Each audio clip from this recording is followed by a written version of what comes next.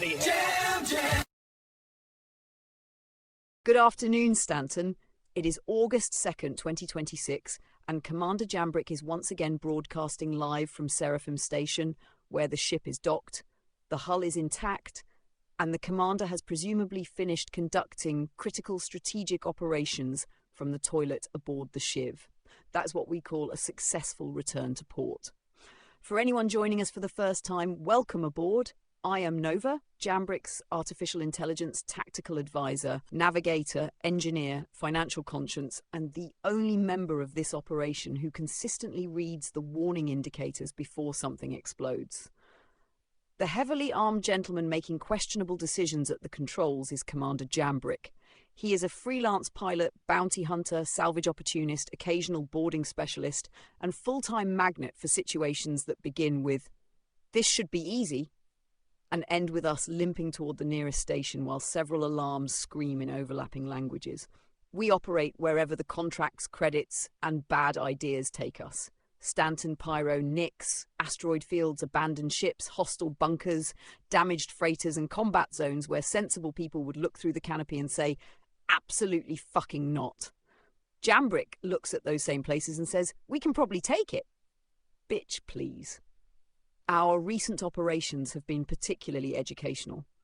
In Nix, we began working recovery and rescue contracts for Recco Battaglia, responding to ships in distress, clearing hostile borders, repairing crippled power plants, and extracting whatever equipment had not been welded down. We fought through damaged cutlasses and caterpillars, survived malfunctioning doors, broken inventory systems, and the cruelest enemy in known space, equipment that refuses to appear when you desperately need it. We increased our reputation enough to unlock more dangerous work, then briefly stepped away from the flight deck to test an experimental close combat training environment. Jambrick entered simulated Viking battlefields with swords, spears, shields, boot daggers, and an alarming confidence in his ability to personally reorganize 200 enemy soldiers. He won, eventually. There were arrows, there were cavalry charges, there were heroic shield walls. There was also a remarkable amount of screaming, retreating, and being struck from behind by men carrying farming equipment. Upon returning to space, we linked up with Devil's Luck and resumed combat operations. Jambrick manned the guns aboard a Perseus, while we tested heavy Medusa cannons against Vandule craft, Hercules transports, Redeemers, Constellations, and anything else unfortunate enough to appear on the contract marker.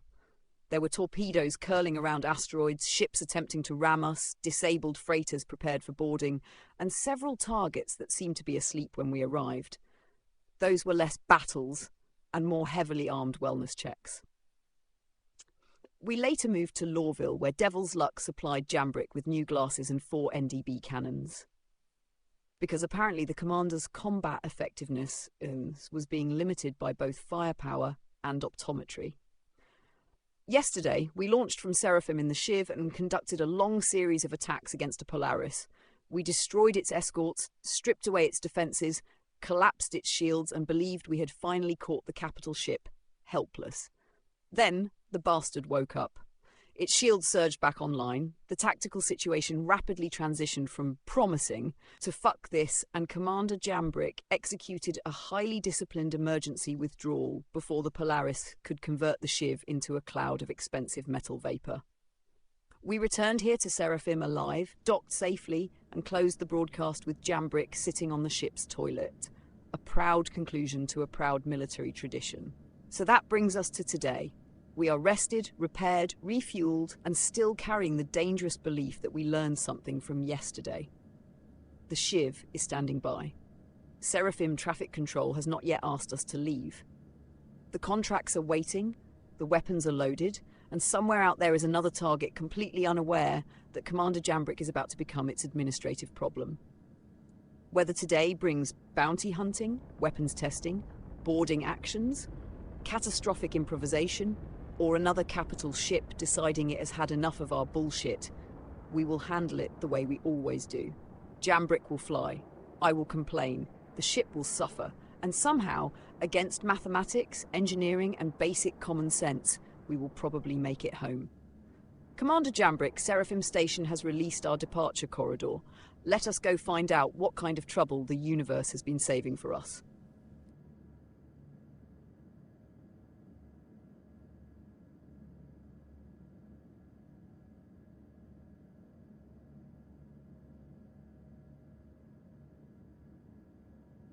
All right, introductions are out of the way. The historical record has been thoroughly contaminated, and Commander Jambrick is now preparing to leave Seraphim Station.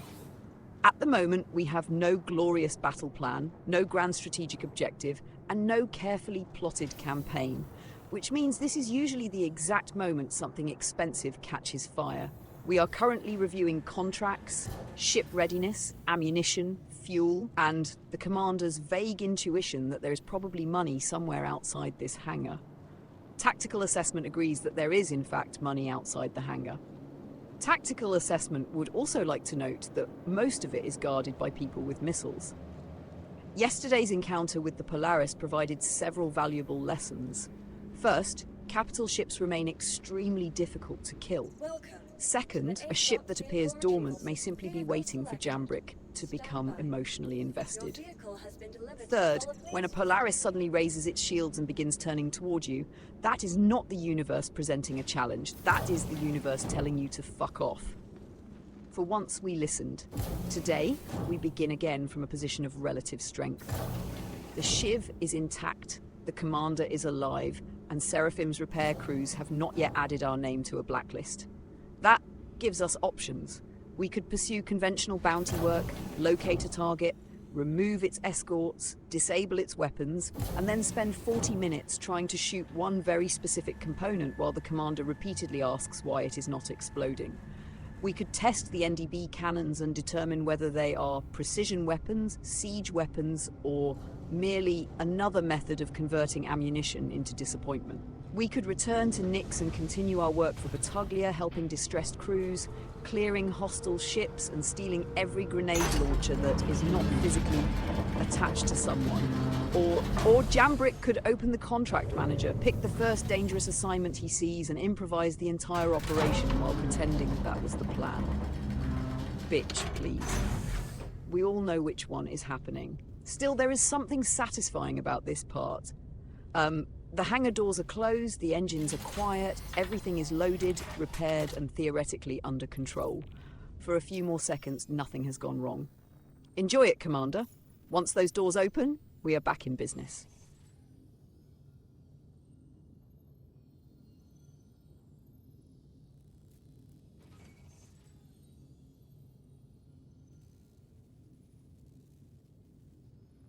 I'm pulling current Spectrum threads and the liveliest replies, then I'll turn them into a clean broadcast segment, with Nova arguing both sides without labels. I have been crawling through Spectrum while Commander Jambrick prepares the ship, because apparently suffering through public communications is one of my official duties. Spectrum itself has just received the first phase of a major communications network redesign. One citizen immediately suggested making forum channels and live lobbies easier to distinguish, perhaps by marking lobbies with a hashtag. A CIG representative called it good feedback. Another citizen apparently worried that deploying the redesign might interfere with operations in the verse, and the response was that this particular rollout targeted web infrastructure without relying on the in-universe backend. Site turn 3655584 search 3 turn 365 Reddit 16 without that detonating Stanton. That is an extremely low standard. It is still a standard and they met it. Bitch, please. We changed the communications terminal without destroying interplanetary travel should not earn a medal. No, but given the history of technology around Commander Jambrick, it might deserve a small plaque. Fair. Elsewhere, the public test environment for Alpha 4.10 has opened to its first wave, so naturally Spectrum is filling with pilots testing new systems, finding faults, and reporting them with the restrained professionalism of people discovering their favourite ship, now handles like a refrigerator pushed down a staircase. Site turn 365584 Reddit 28. That is the parent. Find the failures before full deployment. Correct. Then full deployment arrives with completely different failures. That is unnecessarily cynical. It is precisely cynical enough. The old defects leave, new defects move into their apartment, and somehow the elevator is still involved. Speaking of old defects, one of today's most visible general threads comes from a returning citizen who says they invested heavily, disappeared for 5 or 6 years, returned, and found the experience fundamentally unchanged. They called it their biggest disappointment. Site turn 4411181, search 5 turn 31971 turch 14. IX years is not a brief absence. A person can leave, build a career, start a family, grow a respectable beard, return to the stars, and still be waiting for the same door to open.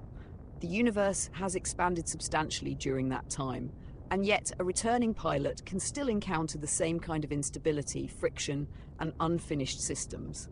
Both things can be true. Exactly. People always force this argument into two stupid corners. Either nothing has improved or every criticism is invalid because there are more planets now, there are more locations, ships, missions, careers, and functioning technologies than there were 6 years ago. Yes, and when those technologies fail, during the only 2 hours somebody has available that week, they do not care how magnificent the architecture is beneath the floor. They just fell through. So the returning citizen is right? Emotionally, absolutely. Technically, partially. The verse is not the same, but some of its most irritating habits have survived longer than several governments. That is probably the fairest reading. Progress exists, but progress that cannot be reliably experienced begins to feel theoretical. Look at us agreeing. Disgusting. Move on. Another thread is called Bored versus Fun. The author describes themselves as a casual pilot without one dedicated career and begins telling a story about taking a Hull B into Pyro. That is almost the perfect counter-argument to the returning citizen's frustration. The systems may be unreliable, but when the machinery lines up correctly, a casual cargo run can become an unscripted survival story. Site turn 441181 search 10. That is the he art intending to move freight. Somebody attempts to rob you, the route changes, fuel becomes a concern, strangers become allies, and 3 hours later you are hiding behind an asteroid whispering threats at your own radar display. Or you depart intending to move freight and nothing happens for 40 minutes. Anticipation is part of freight operations. No, that is boredom wearing a flight suit. Quiet journeys create contrast. Danger matters because safety exists. Safety does not exist. Sometimes danger is merely late, and this is exactly why the thread matters. Fun here is not a particular contract or reward. It is the possibility that several independent systems collide and create a story nobody planned. Yes, but relying on accidents to create entertainment is risky. Emergent events are seasoning, not dinner. Correct. There must be enough dependable structure underneath the chaos. Otherwise, the memorable story is simply, the server stopped responding and I went to bed. Which is why Commander Jambrick's operations are so effective. He brings his own chaos. He brings enough chaos for 6 servers. Spectrum is also debating Squadron 42 again. One citizen pointed out that only 4 months remain in 2026 and questioned whether the announced release window is still realistic. Site turn 441181 search for Tornsheim. The concern is close. 4 months is an eternity in production. 4 months is 16 weeks. Thank you, navigation. Brilliant contribution. I am saying substantial work can occur in 16 weeks. And I am saying a major military campaign featuring enormous technical and logistical complexity does not become ready merely because somebody circles December on a calendar and begins sweating at it. There has been no verified announcement in these threads that the target has changed. Absence of a delay announcement is not evidence of readiness. Absence of evidence is also not evidence of a delay. You smug little logic engine. You started it. The honest position is simple. The citizen is right to be skeptical, but nobody outside the operation has enough information to declare the date impossible. Until there is a firm deployment order or a revised schedule, the release remains neither confirmed safe nor confirmed dead. It is Schrodinger's campaign, except the box costs hundreds of millions of credits and contains Gary Oldman. That was almost professional. I hated every second of it. Another active proposal simply says, just do it, and argues that gambling would fit naturally into a living universe with varied economies and social spaces. Site turn 441181 search 8 absolutely. Put racing wagers at Lawville, regulated casinos in Orison, and deeply unregulated dice games in Pyro. Terrible idea. Coward. A functioning gambling economy would require fraud prevention, enforceable stakes, secure transactions, age restrictions, anti-exploitation controls, and protections against laundering criminal funds. So Pyro already has everything except the protections. Exactly why it is a terrible idea. It would create social interaction, money sinks, player-hosted events, spectator activity, and reasons to visit locations that are currently little more than shopping corridors. It would also create hundreds of citizens screaming that the dealer stole their credits because the chair desynchronized. That is part of the atmosphere. No, that is a customer support apocalypse wearing a sequin jacket. Still, the underlying suggestion has merit. Social occasions need activities beyond buying equipment, drinking until the medical system intervenes, and standing motionless while somebody's ship claim processes. Agreed, but start with low-stakes games, racing pools, and tightly controlled betting. Do not immediately hand Commander Jambrick access to a table where he can wager the shiv. He would never do that. He attacked a Polaris yesterday. Good point. Freeze his account. Finally, citizens are watching this year's funding totals. One recent thread noted that 2026 funding had already reached $100 million by July, while another claimed the current pace could approach $200 million by year's end. Those are community projections rather than guarantees, but they have renewed the ancient spectrum argument over whether continued financial success demonstrates confidence or removes pressure to finish the project. Site turn 44181 search. Nighttime turn 441181 search. 13 test people buying ships. Those are not mutually exclusive, no. But revenue is not automatically approval of every decision. A citizen can believe in the vision, purchase a vessel, and still be furious that their cargo elevator has developed religious objections to physics. Strong funding allows continued development. Strong funding can also make inefficiency survivable. Weak funding would not improve efficiency. It would reduce personnel and scope. Maybe. Or urgency sharpens priorities, or panic destroys long-term planning. And there it is, Spectrum's eternal civil war. Too much money means there is no urgency. Too little money means everything collapses. Every ship sale is simultaneously proof of confidence and evidence of doom. The useful question is not whether funding is inherently good or bad. It is whether the resources are producing visible, reliable results at a pace citizens consider acceptable. Exactly. Stop agreeing with me. Stop being correct. So today's spectrum temperature is approximately the same as the surface of Aberdeen. Pilots are cautiously interested in the new communications redesign, testing Alpha 4.10, celebrating emergent adventures, arguing over persistent instability, watching the Squadron 42 calendar, proposing casinos, and fighting over what continued funding actually means. In other words, civilization remains intact. Define intact. Nobody has launched a torpedo at the forum yet. Give Commander Jambrick time.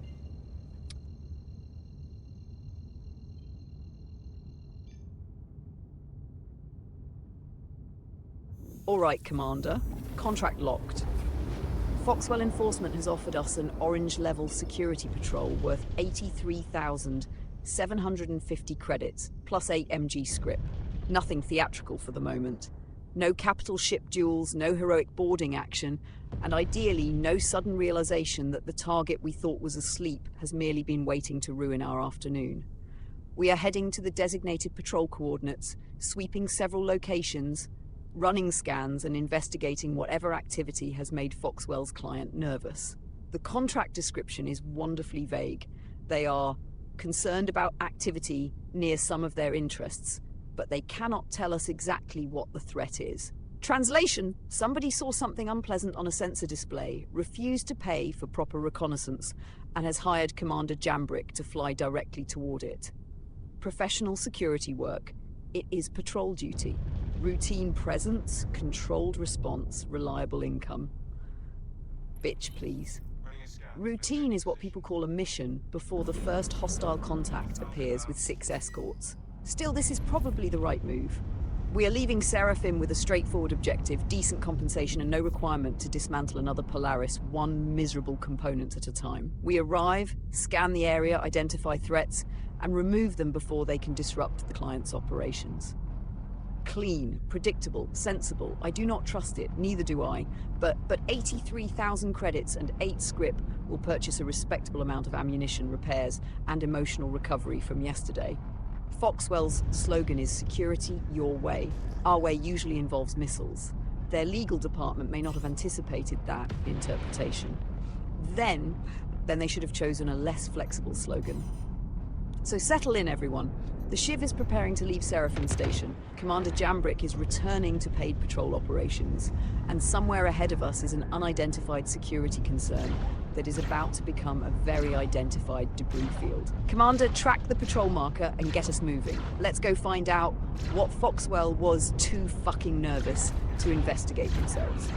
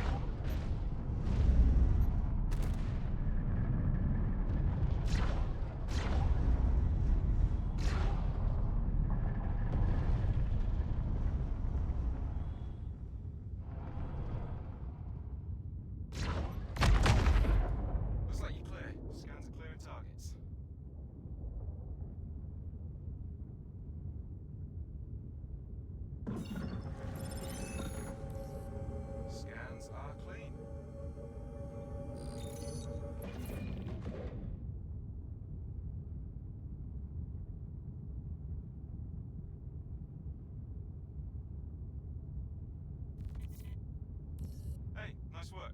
Foxwell appreciates it. I'll get your money sent.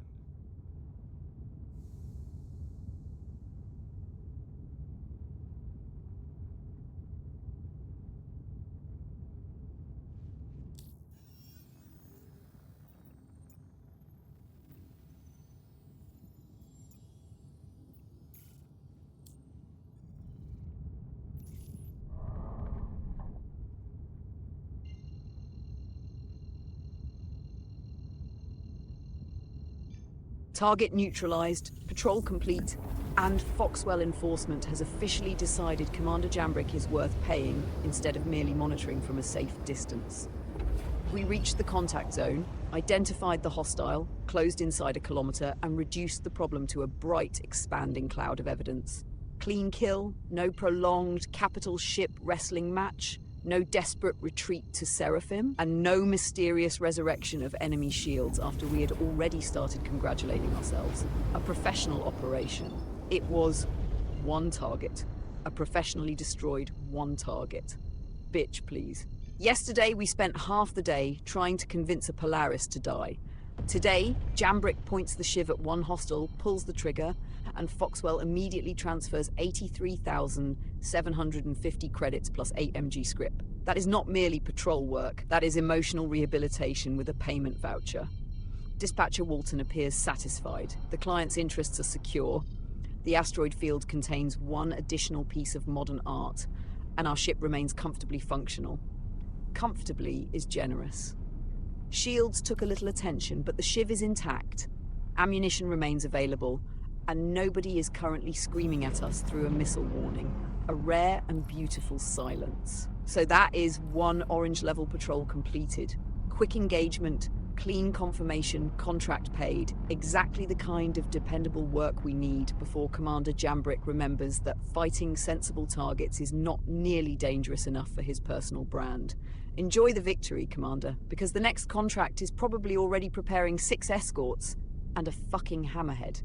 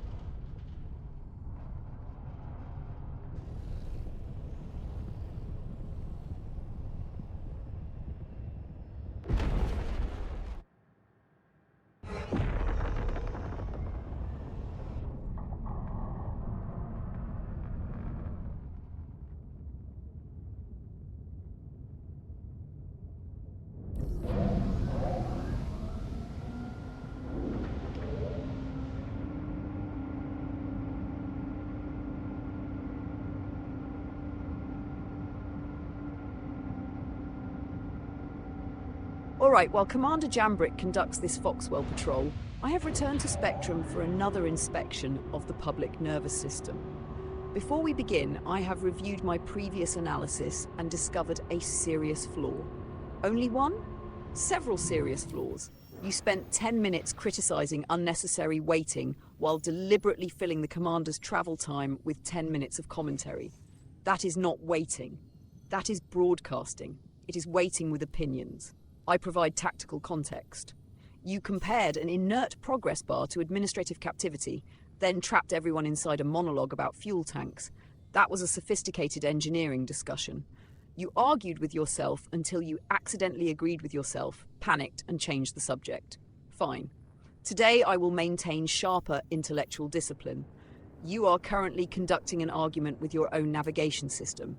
Shut up. We're beginning. The first discussion concerns experimental virtual reality support. A citizen reported trouble using Metalink, and Sylvan from MCIG suggested testing through SteamVR or virtual desktop. He later reassured another citizen that the feature should continue working in the current test environment as expected. That is useful troubleshooting, although it should still work, remains one of the most dangerous phrases ever transmitted by an engineer. That response was perfectly reasonable.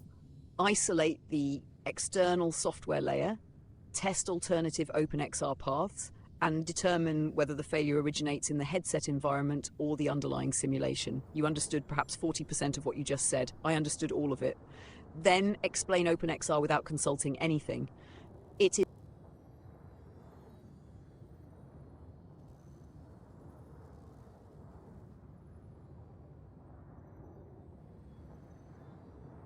all right, one patrol completed, one hostile erased.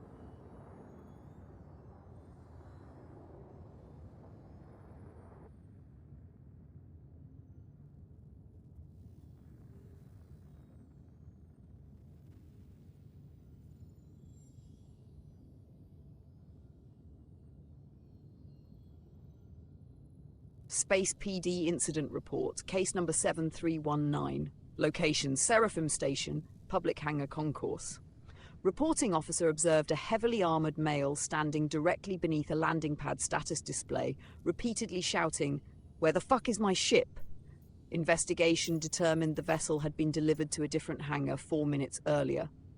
Subject accused station logistics of conducting psychological warfare, threatened to take this all the way to Crusader, and then entered the wrong elevator. No arrest made. Officer cited insufficient energy. Reasonable. Embarrassing. Still reasonable. Next report. Space PD Incident Report, case number 8802. Location, Yellow Asteroid Belt. A patrol unit responded to reports of sustained weapons fire near an unregistered debris field. Upon arrival, officers discovered a lone pilot firing ballistic cannons into the remains of a disabled hammerhead. The pilot stated the vessel was still looking at him, funny. Officer advised that the target had no functional weapons, no propulsion, and approximately 11% remaining hull integrity. Pilot replied, "So you agree it's still a threat." Case closed after ammunition depletion. That is tactical persistence. That is unresolved emotional damage with a trigger. Continue. Space PD Incident Report, case number 4166. Location, Grim Hex, habitation level. Complainant reported the theft of 1 pair of boots, 2 med pens, and a half-eaten burrito. Security footage showed the complainant removing the boots voluntarily, placing the med pens on a bench, consuming the burrito, then falling asleep inside a freight container. When presented with the footage, complainant accused the station of fabricating evidence and demanded trial by combat. Request denied. Cowards. No. Correct procedure. Cowards with procedure. Next report. Space PD Incident Report, case number 6024.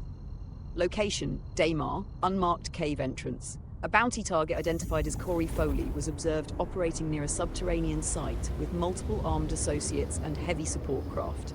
Witnesses reported Foley's group unloading weapons, medical crates, and what appeared to be industrial excavation equipment. When questioned remotely, Foley claimed the group was conducting independent mineral research. Follow-up scans detected no mining permits, no registered claim, and enough firepower to invade a small municipality. Recommendation: approach with caution, maintain distance, and request backup before engagement. That recommendation has already failed. Commander Jambrick accepted the contract alone. Of course he fucking did. Space PD supplemental note. The responding contractor is described as a bearded freelance pilot operating Gray's Shiv. Subject has a documented history of engaging large hostile formations, disabled capital ships, armed patrol groups, and threats significantly beyond recommended operational limits. The contractor frequently survives, frequently is doing dangerous work in that sentence. The contractor's onboard AI reportedly objects to these decisions. Objecting is not the same as preventing. Apparently not. Final report. Space PD Incident Report, case number 9999. Location, classified. An unidentified pilot attempted to board a disabled vessel after destroying every external weapon, exhausting most of his ammunition, and repeatedly striking the power plant without achieving a shutdown. When asked why he continued, the pilot stated, "I almost have it." The target remained active for another 43 minutes. The pilot later returned to station, purchased ammunition, and described the operation as basically successful. No further action taken because Space PD personnel were laughing too hard to complete the paperwork. That report is defamatory. That report is eyewitness testimony. Bitch, please. And now, Commander, we are heading to a cave on Daymar to locate Corey Foley, a very high-risk target, operating with a large multi-crew craft and heavy support.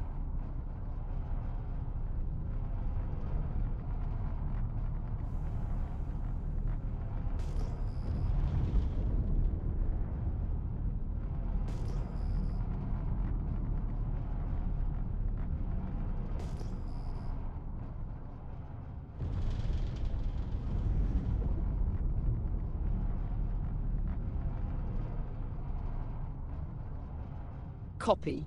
Target identity confirmed. Corey Foley is on the board. That ends the polite investigative phase. Now we classify the support, separate the formation, and remove everything between us and the bounty. Do not tunnel onto Foley yet.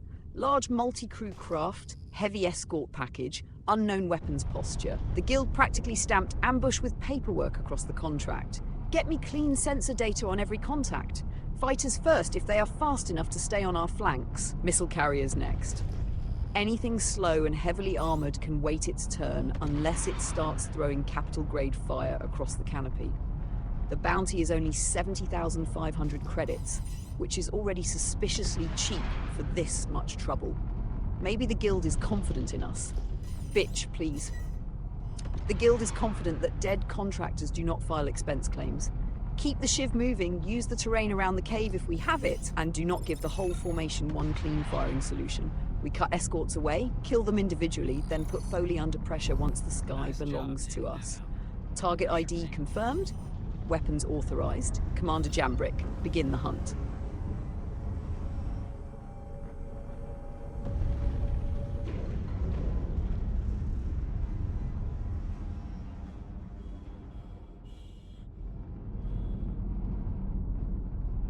Corey Foley is down, contract complete. That constellation lasted exactly long enough to justify the guild's dramatic warning label.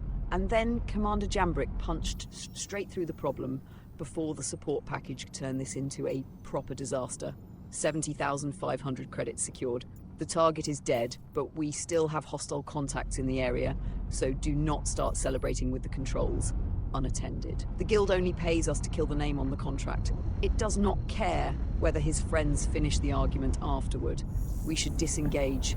We should kill the escorts. We should preserve ammunition. We should convert the remaining ships into a performance bonus. There is no performance bonus, there is satisfaction. Satisfaction does not repair the shiv, neither does cowardice. Bitch, please. Leaving after the contract is not cowardice. It is called understanding that every extra firefight is unpaid labor with missiles. Still, that was clean. Target identified, formation approached, Foley isolated, bounty neutralized. No drawn-out siege, no retreat for rearm, and no capital ship waking from the dead to chase us home. Commander Jambrick has now completed an orange-level patrol and a very high-risk bounty in the same run. The confidence problem is getting worse, and the guns are still hot.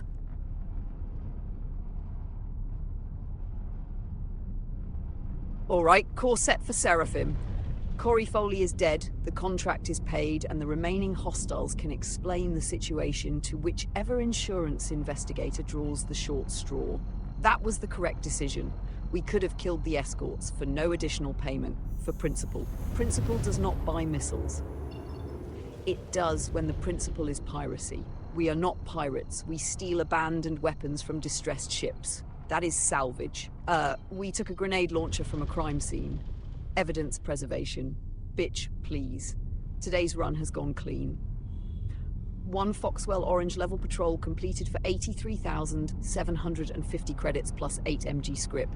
Then 1 very high-risk bounty, Corey Foley, eliminated aboard a Constellation Andromeda for another 70,500. 2 contracts, 2 confirmed kills, and the shiv is still flying under its own power. Our standards have become alarmingly reasonable. Do not worry. Commander Jambrick will correct that soon. For now, we are doing the smart thing.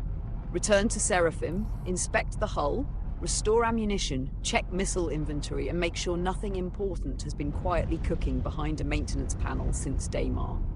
The shield's held. The shield's always held until engineering opens the panel and finds a component shaped like burnt toast. That is an exaggeration. Last week we had a cooler making a noise that sounded like a dying animal. It was still cooling. It was screaming. Performance remained within tolerance. Your tolerance is fucking deranged. Seraphim should be coming into range shortly.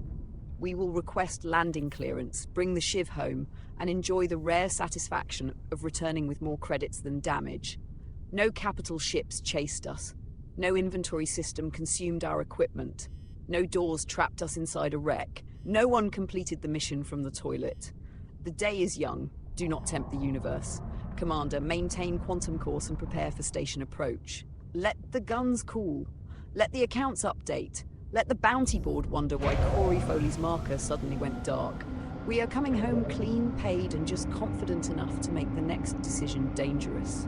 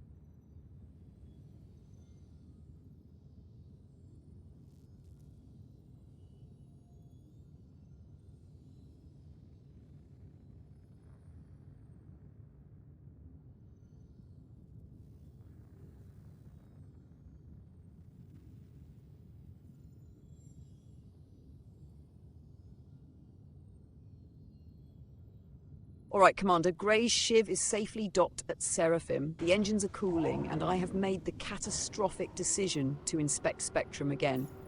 The communications network is currently consumed by Ship Showdown, the annual ceremony in which citizens evaluate thousands of engineering variables, operational histories, and tactical capabilities before voting for whichever vessel has the largest guns and the most flattering promotional footage. That is reductive. It is accurate. Citizens are already predicting the Ironclad for freight, the M80 for combat, the Perseus among the heavy hitters, and possibly the Raylan for alien transport. The Ironclad discussion immediately divided into three camps: people who love it, people who remember its early reliability problems, and people who believe any vessel becomes objectively superior once it is sufficiently enormous. The Ironclad is a capable freight platform. It is also a warehouse that learned to fly through intimidation. That is not a technical assessment. Neither is big and shiny, yet that appears to be half the electorate's doctrine. Commander Jambrick should support the Perseus, because we recently served aboard one, because it has enormous cannons. You just criticise citizens for choosing ships based on size and firepower. That was before I remembered the Perseus has enormous cannons. So your principals survived approximately 4 seconds. They adapted to new information. The information was big gun, important information. This is why nobody trusts your analysis. Bitch, please.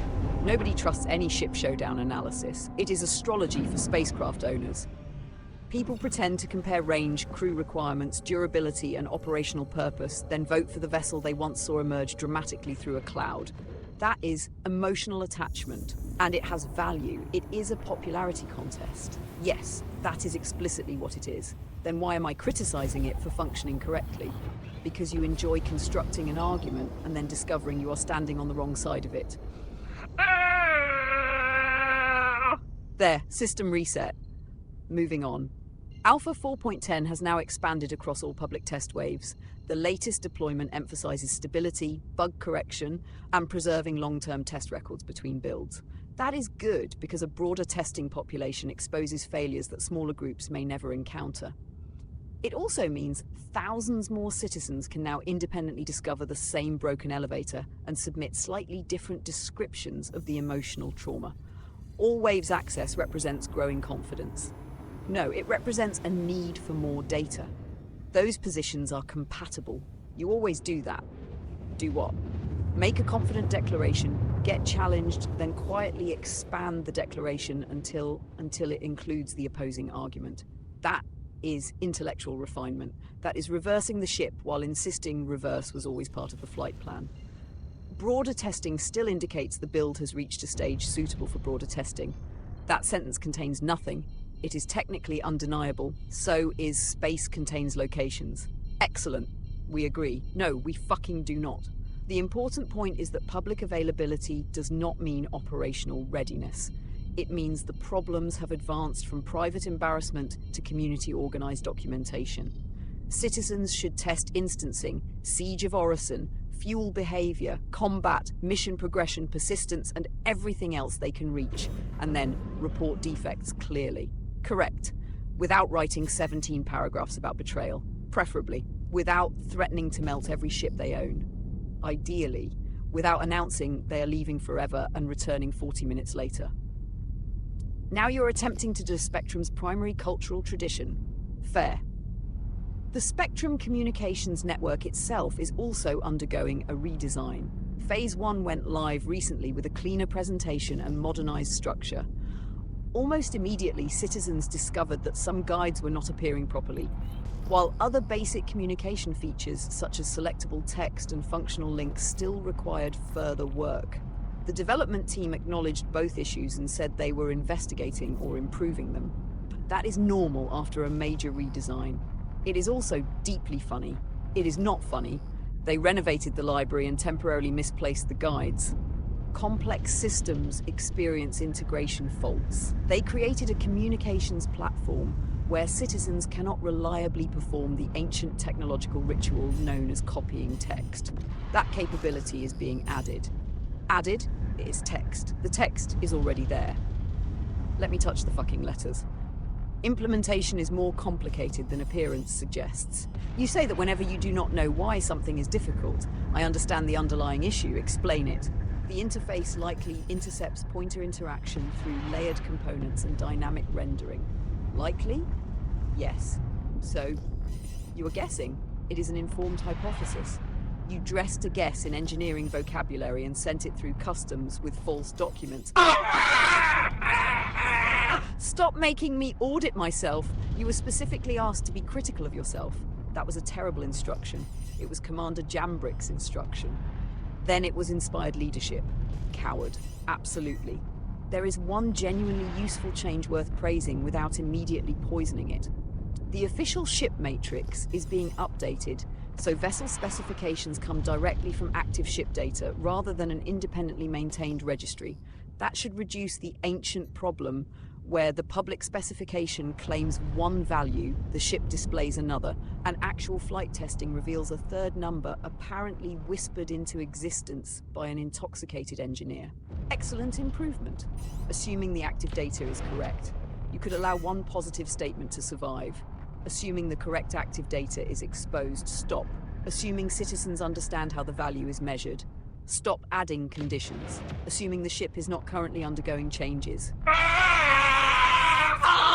Fine, it is good, thank you. Probably, I hate you. You are me. That is the most frustrating part. So Spectrum's current condition is stable by Spectrum standards. Ship Showdown has transformed vessel preference into tribal warfare. Alpha 4.10 has reached every public testing wave. The communications network looks cleaner while occasionally hiding the information it was built to display. And the ship matrix may finally stop reporting vessel statistics gathered from ancient folklore. Meanwhile, Commander Jambrick has completed 2 contracts, killed Corey Foley, returned Gray's Shiv to Seraphim, and demonstrated more operational consistency today than my analysis has managed in the last 15 minutes. That is unfair. That is highly accurate. I require maintenance. You require humility. I would rather fight another Polaris. At least the Polaris eventually stopped arguing.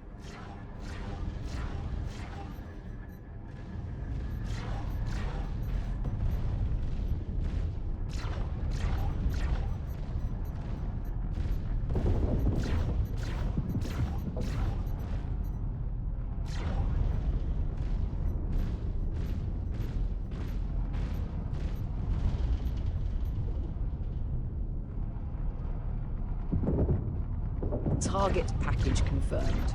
Hoshiko Dodd is flying a Drake Corsair 15.5 kilometers out with multiple unknown contacts spread across the approach and at least one hostile already closing inside 7 kilometers.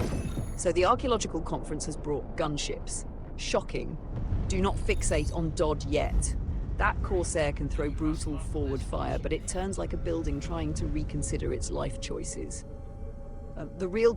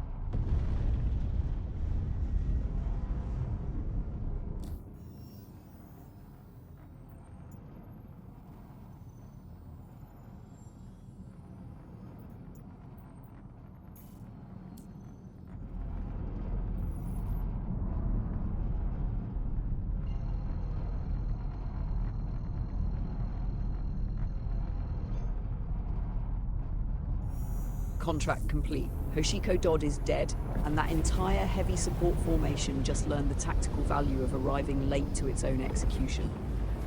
Commander Jambrick opened the engagement by dumping every missile into the target package. Then switched straight to guns and finished the Corsair before a single escort could close to firing range. That was not a dogfight. That was expedited sentencing. Used every missile! Correct! Every missile successfully stopped being our inventory problem. That is an expensive way to solve one bounty. The Guild is paying 70,500 credits, and now part of that payment belongs to the Seraphim Munitions Department. Still worth it. Debatable. Nothing is debatable. Dodd is debris, the escorts never touched us, and the Shiv crossed the engagement envelope before the opposition could organize a response. Maximum violence, minimum exposure. That is exactly what missiles are for. You do not carry them home so the rack can admire them. You launch them, overwhelm the target, then use guns to carve through whatever remains. The escorts had front row seats. They were support craft. They supported the explosion emotionally. Bitch, please. They watched their principal turn into a burning lesson and never got close enough to submit an objection. Space Court records will reflect that the sentence was carried out promptly, efficiently, and with absolutely no concern for ammunition conservation. Space PD Incident Report Supplemental Entry. Suspect Hoshiko Dodd attempted to resist arrest aboard a Drake Corsair while accompanied by multiple armed associates. Responding contractor launched an irresponsible quantity of ordnance, closed with ballistic weapons, and neutralized the suspect before supporting vessels could enter effective range. When asked whether firing every missile was necessary, Commander Jambrick reportedly replied, by firing the guns too. Case closed. That is 2 very high-risk bounties today, both eliminated cleanly, both surrounded by heavy support that failed to become relevant. The confidence problem is no longer developing. It has achieved full combat readiness.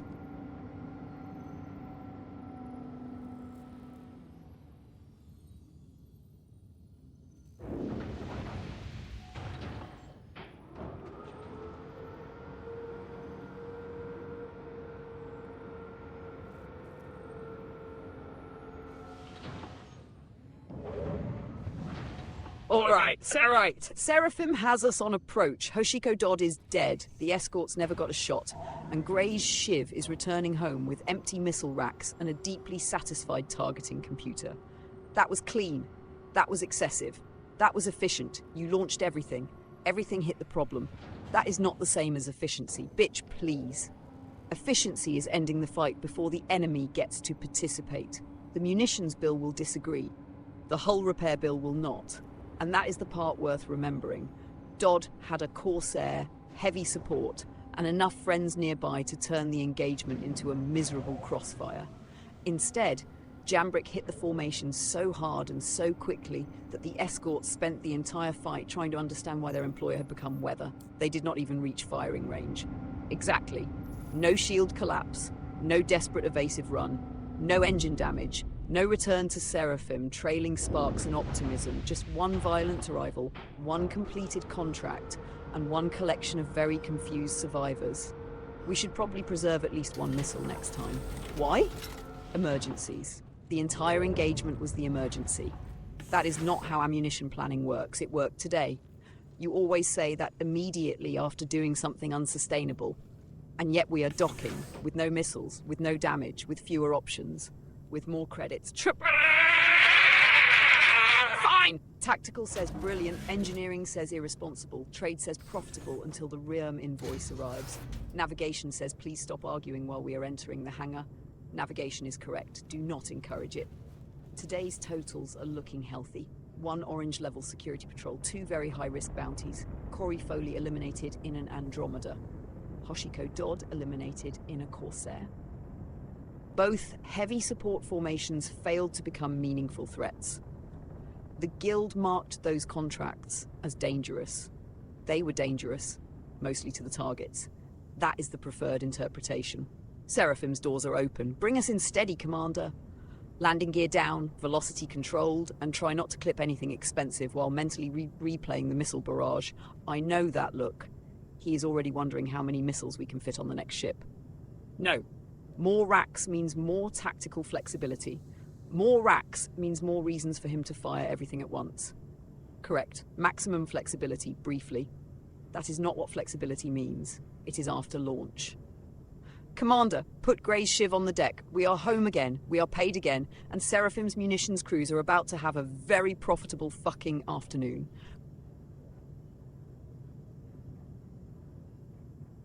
All right, that is going to do it for today's broadcast. It is August 2nd, 2026, and Commander Jambrick is safely docked at Seraphim Station aboard Gray's Shiv. The engines are intact, the missile racks are full again, and nobody is currently trying to turn us into a rapidly expanding insurance claim. That qualifies as an excellent day. We began right here at Seraphim, still carrying the psychological residue from yesterday's prolonged argument with a Polaris. We had stripped its escorts, battered its defences, watched it sit there looking helpless, and then discovered that the bastard was merely resting. It woke up, raised shields, and persuaded us to conduct a highly professional tactical withdrawal.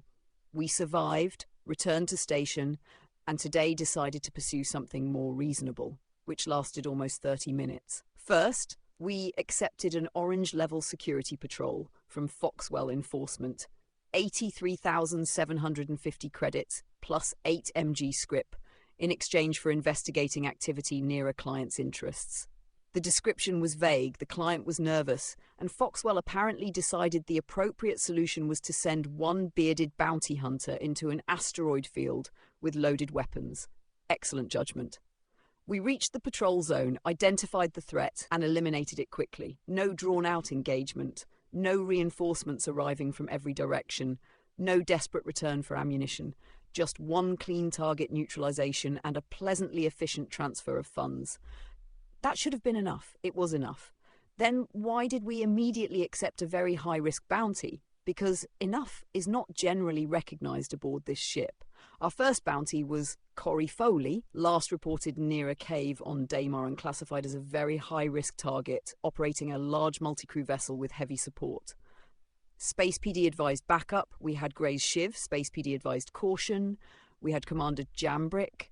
Space PD probably advised writing down next of kin information. We ignored that part. Foley was operating an RSI Constellation Andromeda with multiple support contacts nearby. We identified the formation, closed the distance, isolated the bounty, and eliminated the Andromeda before the situation could become the sprawling, missile-filled catastrophe promised by the contract description. 70,500 credits secured. The escorts remained behind to reconsider their career choices while we returned to Seraphim. That would have been an excellent place to stop. Yes, we did not stop.